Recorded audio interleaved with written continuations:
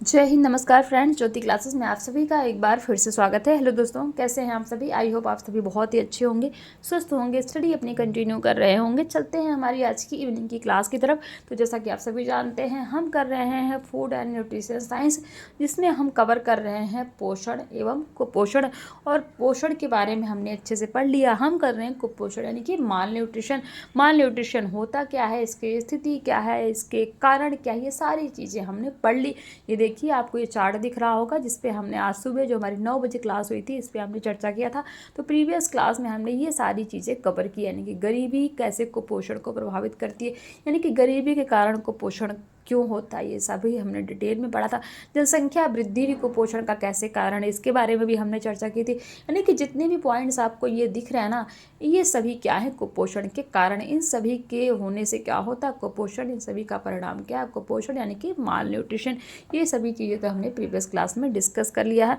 और आज की क्लास में हम डिस्कस करेंगे कुपोषण के लक्षण। हमने जान तो लिया कुपोषण क्या होता है, कुपोषण की स्थितियाँ क्या होती है, कुपोषण को प्रभावित करने वाले कारक कौन कौन से, कुपोषण क्यों होता है, किन कारणों से होता है, ये सब हमने पढ़ लिया।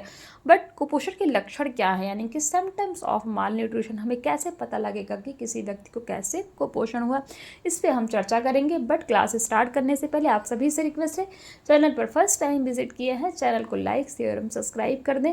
अपना फीडबैक हमें प्रोवाइड कराएं कि ये क्लास आपके लिए कितनी हेल्पफुल हो रही है, और इस क्लास को जितने भी हमारे लर्नर्स हैं उन सभी के पास शेयर करें, ताकि वो भी हमारे साथ जुड़ के अपनी स्टडी डिटेल में कर सकें। विदाउट टाइम वेस्ट किए स्टार्ट करते हैं आज की क्लास। देखते हैं कुपोषण के लक्षण यानी कि सिम्टम्स ऑफ माल न्यूट्रिशन। तो कुपोषण का प्रभाव न केवल व्यक्ति के शारीरिक विकास पर पड़ता है, बल्कि इसके कारण मानसिक, सामाजिक तथा बौद्धिक विकास भी प्रभावित होता है। तो आपको पता होना चाहिए, कुपोषण का मतलब ये नहीं कि सिर्फ आप शरीर से यानी कि फिजिकली आप अनवेल हैं, आप बीमार हैं, बल्कि इसके कारण मानसिक, सामाजिक तथा बौद्धिक विकास भी प्रभावित होता है। किसके कारण, कुपोषण के कारण। उसमें सीखने तथा याद करने की क्षमता का भी ह्रास होता है। बालक का मन पढ़ने लिखने, खेलने कूदने में नहीं लगता। वह चिड़चिड़ा, क्रोधी, अशांत तथा बेचैन रहने लगता है।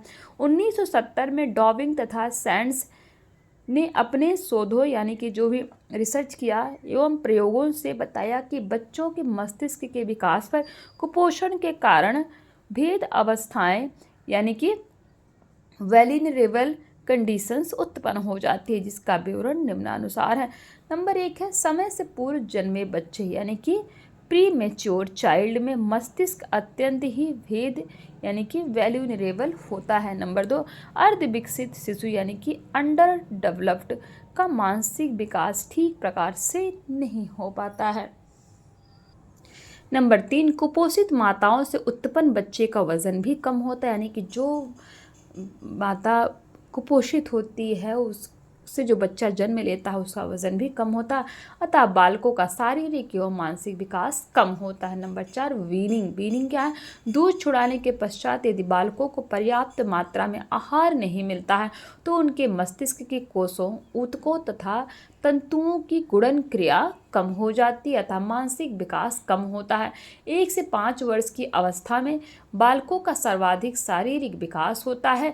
2 से 3 वर्ष की उम्र में सर्वाधिक मानसिक तंतुओं का विकास होता है। नंबर 5, बच्चों का शारीरिक एवं मानसिक विकास उन अवस्थाओं में भी अवरुद्ध यानी कि रुक जाता है जब उनमें चयापचयात्मक दोष, हार्मोन संबंधी अव्यवस्था तथा आंतरिक अंगों में दोष उत्पन्न हो जाते हैं। नंबर 6, शारीरिक दोष यानी कि फिजिकल डिफेक्ट्स।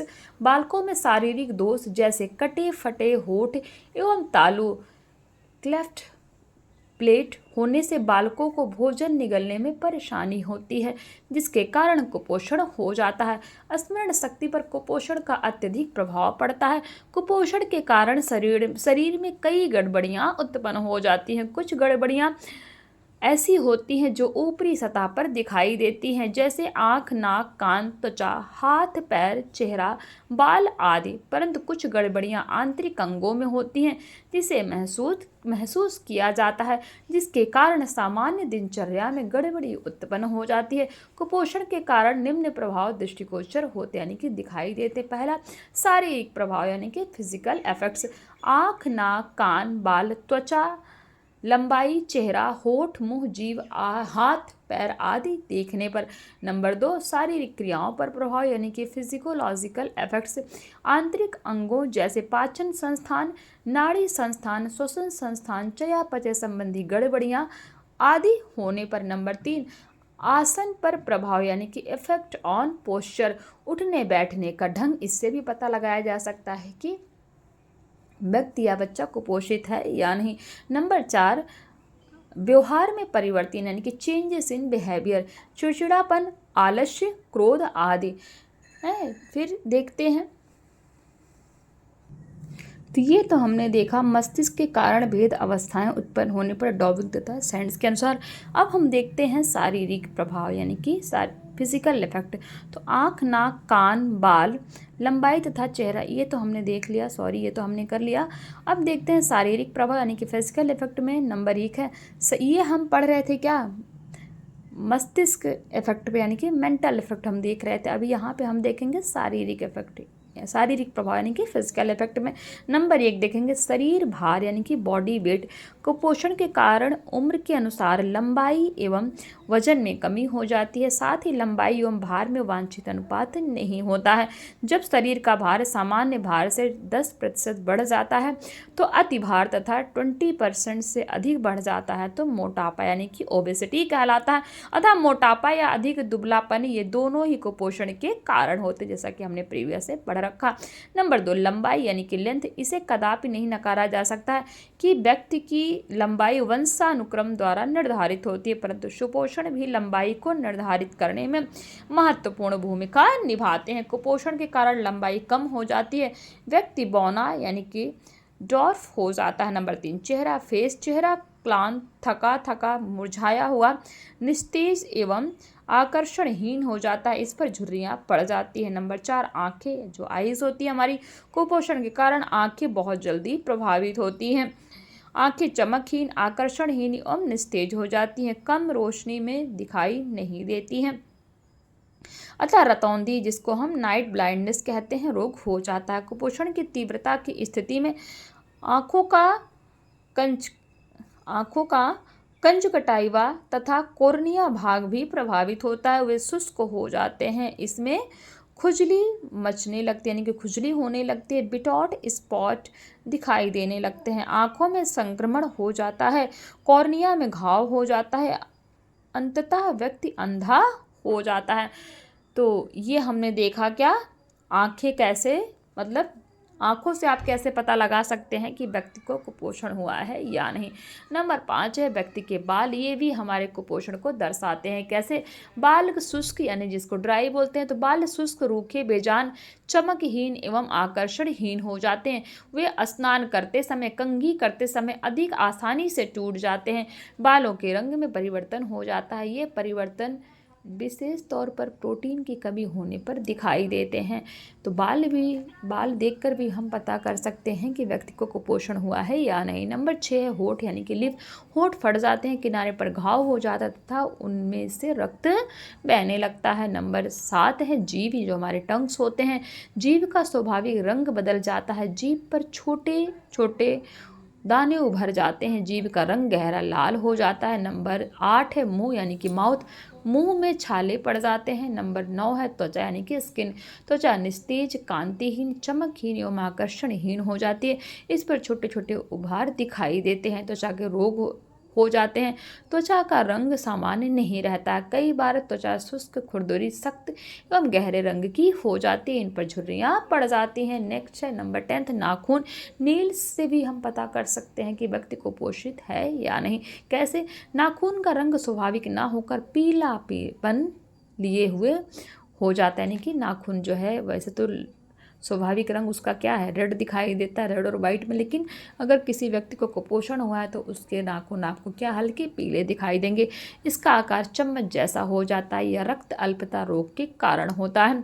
कई बार नाखून भंगुर यानी कि ब्रिटल हो जाते हैं, जिससे वे जल्दी टूटने लगते हैं। नंबर 11 है दांत, टीथ, तो दांत चमकदार एवं सफ़ेद नहीं होते, मसूड़े फूल जाते हैं, मसूड़ों से रक्त बहना कुपोषण के लक्षण है। नंबर 12 हाथ पैर यानी कि हैंड एंड लेग्स, हाथ पैरों में सूजन आ जाती है, एड़ियों में पानी भर जाता है, हाथ पैरों की त्वचा सिकुड़ी हुई होती है तथा उन पर झुर्रियाँ पड़ जाती हैं, हाथ पैर दुबले पतले हो जाते हैं। नंबर 13 है पेट यानी कि स्टमक, छाती अंदर की ओर तथा पेट बाहर की ओर निकल आता है, ऐसा आहार में प्रोटीन की कमी के कारण होता है, कंधा बहुत अधिक झुका हुआ होता है। तो ये तो हमने देखा क्या कि किसी के शरीर को देख करके, जो हमारे पार्ट्स ऑफ बॉडी हैं उनको देख करके, बॉडी ऑफ पार्ट्स हैं जैसे हमारा लंबाई हो गया, आंखें हो गई, चेहरा हो गया, बाल, जीभ हो गए, इन सब को देख करके आप कैसे पता लगा सकते हैं कि व्यक्ति कुपोषित है या फिर नहीं है। नेक्स्ट देखते हैं शारीरिक क्रियाओं पर प्रभाव, इफेक्ट्स ऑन फिजिकल एक्टिविटीज़। कैसे? शारीरिक क्रियाओं पर निम्नांकित प्रभाव पड़ता है। नंबर 1 निद्रा, रोगी को नींद कम आती है, बेचैनी होती है। नंबर 2 मल मूत्र का निष्कासन यानी कि exertion of stool and urine, कुपोषण की दशा में मल मूत्र को निष्कासन अनियमित एवं अनियंत्रित हो जाता है। कब्ज की दशा में मल कठिनाई से निकलता है, वहीं अतिसार की अवस्था में बार बार मल त्याग होने लगता है। कब्ज, पेचिश, अतिसार, अपच आदि रोग शारीरिक क्रियाओं में दोष उत्पन्न होने के कारण होते हैं। नंबर 3 थकान यानी कि फैटिग, कुपोषित व्यक्ति जल्दी थक जाते हैं, उन्हें कार्य करने में रुचि नहीं रहती, एकाग्रता समाप्त हो जाती है। नंबर 4 है शारीरिक क्रियाकलाप यानी कि फिजिकल एक्टिविटीज़, कुपोषित व्यक्तियों में शारीरिक क्रियाकलाप का काफ़ी अभाव होता है, उनमें मानसिक व्यग्रता रहती है, सुस्ती, आलस्य एवं ढीलापन रहता है, मानसिक स्फूर्ति एवं शारीरिक चुस्ती का अभाव रहता है। नंबर 5 है भूख यानी कि हंगर, कुपोषित व्यक्ति को भूख कम लगती है, कभी कभी आवश्यकता से अधिक भूख भी लगती है। नंबर 6 है प्यास यानी कि थर्स्ट, कुपोषित व्यक्ति को प्यास आवश्यकता से अधिक लगती है, विशेषकर बुखार की दशा में अतिसार होने पर आदि। नंबर 7 है पाचन संबंधी गड़बड़ियाँ, कुपोषण के कारण पाचन संबंधी गड़बड़ियाँ उत्पन्न हो जाती हैं। तो ये तो हमने देखा क्या शारीरिक क्रियाओं पर कुपोषण का क्या प्रभाव पड़ता है। नंबर 3 आसन पर क्या प्रभाव पड़ता है यानी कि इफेक्ट ऑन पोस्चर, तो कुपोषित व्यक्ति ना तो ठीक तरह से खड़ा हो सकता है, ना बैठ सकता है और ना ही चल सकता है, उसकी शारीरिक संस्थिति यानी कि पोस्चर हमेशा ही दोषपूर्ण यानी कि गलत होती है, उसकी छाती भीतर की ओर धसी हुई तथा पेट बाहर की ओर उभरा हुआ दिखाई देता है, कंधे झुके हुए होते हैं, सिर का ललाट वाला भाग अधिक उभरा हुआ दिखाई देता है। नंबर 4 है व्यवहार में परिवर्तन यानी कि चेंजेस इन बिहेवियर। नंबर 1 चिड़चिड़ापन, क्रोध, आलस्य, भय, तनाव आदि व्यवहार कुपोषण के कारण उत्पन्न हो जाते हैं। नंबर 2 उत्साह की कमी दिखाई देती है। नंबर 3 किसी भी काम में मन नहीं लगता। नंबर 4 कभी कभी आत्महत्या करने जैसे भाव मन में उत्पन्न होते हैं। नंबर 5 शीघ्र थकान होती है। नंबर 6 रोग रोधन क्षमता यानी कि इम्यूनिटी पावर की कमी होने से व्यक्ति शीघ्र ही बीमार हो जाता है। नंबर 7 है चेहरा कांतिहीन एवं निस्तेज हो जाता है। तो ये सारी चीज़ें हमने क्या देखी कुपोषण के लक्षण। अब इन सभी को आप ये देख लीजिए, इसमें चार्ट के माध्यम से देख लीजिए कुपोषण यानी कि सिम्टम्स ऑफ माल न्यूट्रिशन, जो कि हमने जो हमने पढ़ा वो आपको इस चार्ट में दिखेगा।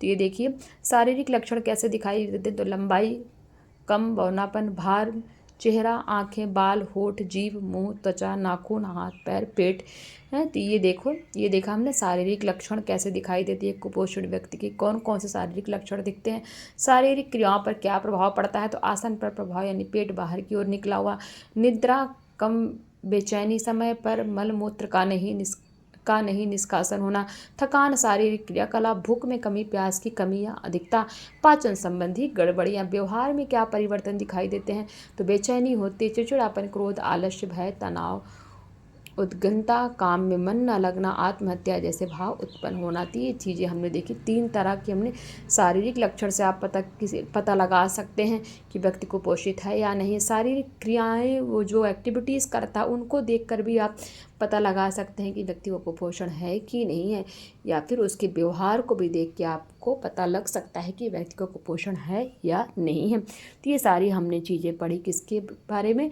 कुपोषण के लक्षण यानी कि सिम्टम्स ऑफ माल न्यूट्रिशन। बहुत इंपॉर्टेंट है और इंटरेस्टिंग भी है और नॉलेजेबल, जो कि हम सभी को पता होना चाहिए। तो ये देखिए, आप इसको चाहें तो स्क्रीनशॉट ले सकते हैं, इसका बहुत इम्पॉर्टेंट पार्ट है।